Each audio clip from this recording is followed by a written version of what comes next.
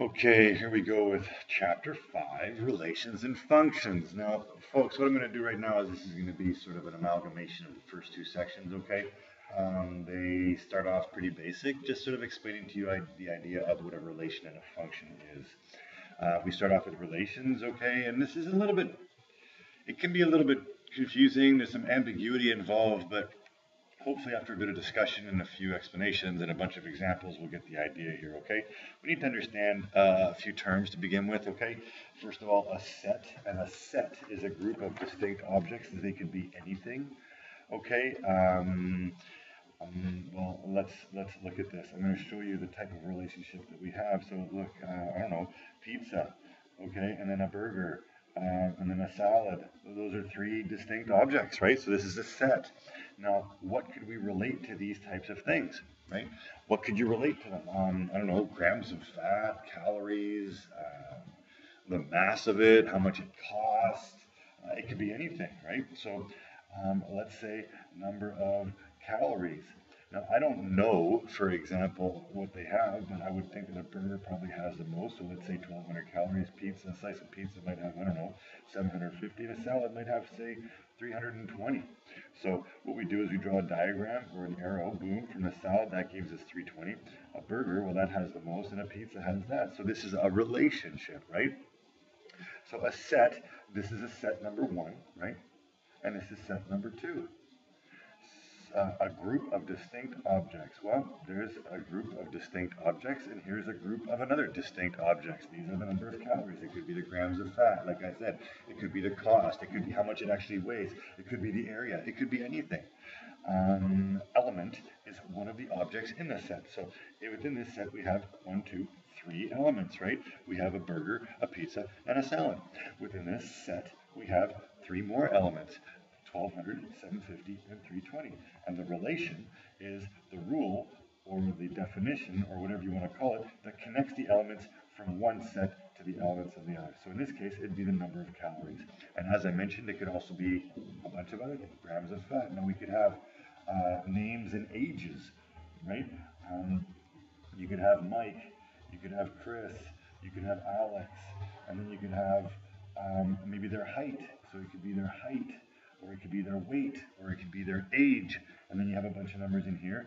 These are related to these numbers by whatever you decide to put in there, okay? Now, that's why there's a little bit of ambiguity here, not ambiguity, but just sort of, there could be some confusion because people like to know exact answers or exact questions, and you're going to have to make some decisions here. You have some creative license. You can create your own relations, okay? Anyways, so what we're going to look at is how we can represent relations in a bunch of different ways. Now, here I have set number 1 and I have set number 2. Take a look and see if it makes sense what this relationship is, okay? We have an arrow diagram, which is what I showed you about the burgers and stuff, right? In set number 1, we have the months of the year, just 5 months, and then we have a bunch of days. So the relationship is these months have how many days? Right? So January has 31, February has 28. I know there's a leap year. Sometimes March also has 31, April has 30, and May has 31. So the arrow diagram simply connects the elements from the first set to the elements of the second set. Okay? Can you think of another way to represent this data? Right? Because this is essentially data, right? Well, we can represent it as a table. Boom. The month, February, January, February, March, April, May, and then the number of days here. Okay, notice that in this case I only have to draw 31 once and I put 3 arrows to it. Here I just wrote down 31 3 times. Okay, I'm pretty confident that you've probably seen a table before, right? So that shouldn't be anything new. Maybe what you haven't seen before is something called an ordered pair. And the ordered pair is something that we get straight from the table as well, and even from the arrow diagram. But what I want you to see is this. Look, January 31. There you go. February 28. March 31. April 30. And May 31. So an ordered pair is sort of a more succinct or a more condensed version of the table, okay? And notice that the first one here is your first oval or your first set right?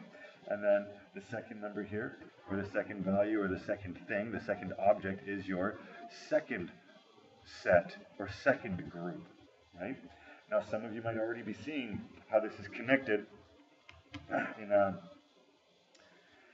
mathematical sense, right? Because what we have here essentially is an ordered pair that is in the form x and y. And a lot of you might be familiar with x and y tables or x and y values as coordinates, right? Coordinates on an x, y axis, where that's your x and that's your y. That is where we're going. We're not necessarily there right now, but definitely not a bad idea to try and make that connection, okay? So right now, what I'd like you to be comfortable with are these three terms right here, okay? What it is that we're actually doing. Even think of a bunch of relations that you can have. So it could be how old you are to how smart you are, how old you are to how tall you are, how heavy you are to how high you can jump, how much schooling you have to how good of a job you're going to have. Now, some of these relations might make sense, some of them might not. Some of them might have patterns, some might not. One last thing that we're going to look at here is how else we can represent the data. This same data, right, that we had here, the same data that we had here, we can present as an arrow diagram, in a table, as ordered pairs, and then also as a bar graph, just because I threw the bar graph in there just because I think you've seen bar graphs in the past. I know you've actually made them. Remember, this is the x-axis and the y-axis. If you have a hard time remembering which is x and which is y, I like to remember y to the sky, right? So y always goes up and down, and the x goes left and right. So we put the January, February, March, April, May along here, and the number of days, here we go, right? Technically, because the scale is different, I should probably put a little here, right, to show me that this isn't 0, and I didn't fit 28 days in here, right? There's a big break, so this is 27, 28, 29, 30. Anyways, subtle points, just wanted to show you the 4 different ways that we can actually display this data, okay? Now, all these relations that we can think of, right? Your name to your hair color. There's not going to be any relation there that you can actually identify. It's just random stuff, right? What we're looking for are patterns, okay?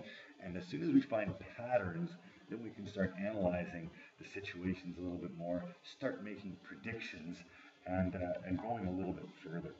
Now, those are relations, people, okay? There are no end to relations. We need to take it to the next step now, which involves what we call functions, okay? And these are very special relations. I like to call them well-behaved relations because they are important in the sense that every element in the first set, okay, so every element in the first set is associated with only one element in the second set. So if we look at this, January has 31 days. It doesn't have 28 and it doesn't have 31, right?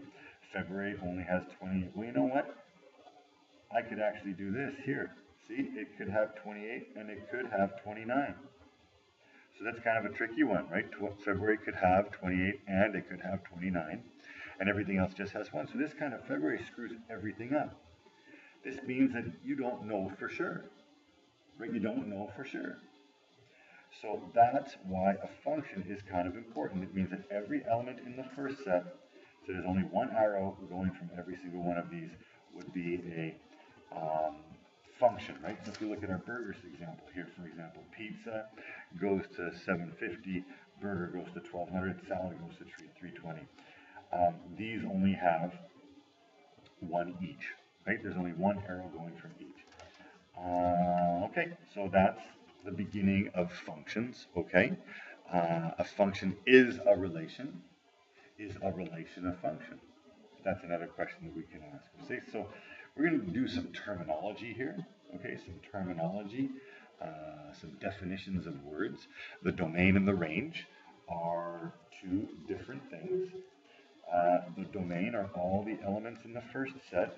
So if you think about this, right, it's all the elements of the first set. So this is the domain, and this is the range, the elements of the second set. Okay? In a bar graph, domain and range. Notice that one of them is the x and one of them is the y. And it just so happens that the domain is the x and the range is the y. That will come down the road even more again. So, independent and dependent variables. That's something I want you to think about. Well, let's show you anyways. You can write it down. Independent variables, right? So we got two variables. You got the x and the y, right? The independent variable is a variable whose value determines the value of another. It's basically the input value, okay? So for example, if you look at our situation here, right? If you look at our situation here, the input value would be, say, January, and the output would be 31, okay? February is the input. The output could be 28 or 29. March is the input. The output is 31. You put in April. The question is, how many days does it have? Boom, it has 30. So the input and the output. And the question you can ask yourself, does the number of days depend on the month, or does the month depend on the number of days? Okay? And hopefully you'll see that the days depend on the month, which month it is. So this is dependent. This is your y. That's your output, right? So dependent is determined by the value of another. It's the output. And the month, right, that's what you input. This depends on this, so that means that this is independent. If you look at our burgers, the calories, do the calories depend on the item, or does the item depend on the calories? And I think if you say that a couple times, then you will see that this again is dependent on what you're talking about. If we have names here and we talk about, say, age, right? Does their age depend on who it is, or does who it is depend on their age? So these are very, very tricky questions sometimes, but hopefully with a bit of practice, you'll be able to sort it out. Now, let me just show you one other thing here, a mathematical thing. They have this thing called a function machine, right? Where this is your input, and then it spits something out. And what happens inside here is your function. So if I put a 2 in, for example, and a 5 comes out, what could possibly be your function, right? What you put in is your independent variable. It is the input value, and then you do something to it, right? You do something to it to get a 5. Well, what is it? You could add 3, I guess, right? There you go. So 2 plus 3 is 5. And if I put in a 7, plus 3 is 10. So you have an input value, you have the function which is affecting that input value, and then it spits out an output value. So this is your independent, out comes your dependent. Your input, your output. Okay? Hopefully that makes a little bit of sense. This is your domain, boom, that's your range. And here essentially, we've got a lot of different words for the same thing, right? The independent variable is also your input, it's the domain, it's your x value. This is all the same stuff. Just like your range is the same as your dependent variable, it's also called your output, and we end up graphing it as the y value, okay? So we've got a lot of different terms here that we have to understand. Hopefully you guys can make some sense out of this. I'm going to go one last thing that I want to show you here, and it's talking about function notation, okay? And it's a way to distinguish between functions. Now, in class, I've probably mentioned to you that the reason we have a way to name functions is because in reality, we have lots of different functions working on the same thing. So if you think about how a plane stays in the air, people designing planes don't just take gravity into consideration. They have to take into consideration the thrust of the engines, which is another function, air resistance, which is another function, the mass of the plane, the mass of the metal used, how many people are on board, how much luggage is on board. All those are various functions, and they all work together to make sure that this plane doesn't fall out of the sky. So we need a way, we can't call them all f of x or whatever it is, okay?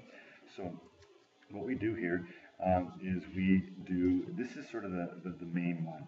This is a function that uses x as your variable, and then we go x plus 3 or something like that. That was our function in this little box here, okay?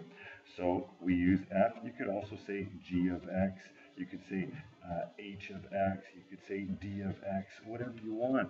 This is where your creativity comes into play, okay? You can choose any variable you want, so it doesn't always have to be an x, and you can choose any function designation you want. Sometimes it actually is self-explanatory, okay? Sometimes, well, let's keep going here. For example here, f of x, okay, it means the value of the f function, so we're just talking, we designated an f function, depends on the value of x, and which is the independent variable. Now, if you look back to our month question, where is it? Or the burger one, for example, right? Or even the month one. If you look back on the month one, this could be the month function with the number of days on the inside. You could actually, or it could be month and x. It doesn't really matter, right? It doesn't matter what you designate your function as long as you identify your variable, your independent variable. So let's look at a couple situations here. So say, for example, you were talking about the height of the plane, right? The height of the plane with respect to time. So when it takes off, it's on the ground, right? As it gets higher, as time moves on, the height actually gets higher. You could have the cost of your burgers or calories of your burgers, so the calories of your burger, or the calories of all the food that we eat, or the amount of revenue that you can get from the number of t-shirts you sell, or the height that you can jump with how heavy you are, height and weight. It really doesn't matter how you designate your function as long as you understand that this is the name of the function and this is the variable that you're using in the function, okay? That will become more clear, obviously, as we go along here. Let me just show you a couple things here. So we are going to get to the point where we're going to have equations, okay? So for example, f of x is equal to 2x minus 1, okay? Now, this is simply a function that relates one value to another. What is the function going to be equal when you pick a specific x value? And function notation starts looking like this. What we did is we replaced the x with the 3, which means that I replaced the x with the 3 here, and then I solved that 6 minus 1. So the f function is equal to 5 when x is 3. Okay? And we can put any number in here. If we use this function over and over, I can say, okay, what's f of negative 4? Well, what's the function equal when x is negative 4? So it's 2 times negative 4 minus 1, which is negative 8, minus 1, which is negative 9. So the f function is equal to negative 9 when x is equal to negative 4. One thing that you're going to end up seeing is that the function, okay, what's the function? Well, the function ends up being actually your y value. So you're going to get to this point very soon, right, where y is equal to your f of x. So y is your function, the answer to your function, right? So if you plug in negative 4, which means if I go let's use the other one. If I plug in 3, right, let's use this one. If I plug in 3, I get 5, and I'm up here, and we can plot that as a point. So I'm kind of jumping the gun here a little bit, folks. I just wanted to show you a bunch of examples. We have plenty of terminology here. Hopefully you've written it down, right? So all this function stuff, if you haven't written it down, you can pause it, have a look. This is actually what we started with, okay? Hopefully you'll come in with some questions and we can sort you out.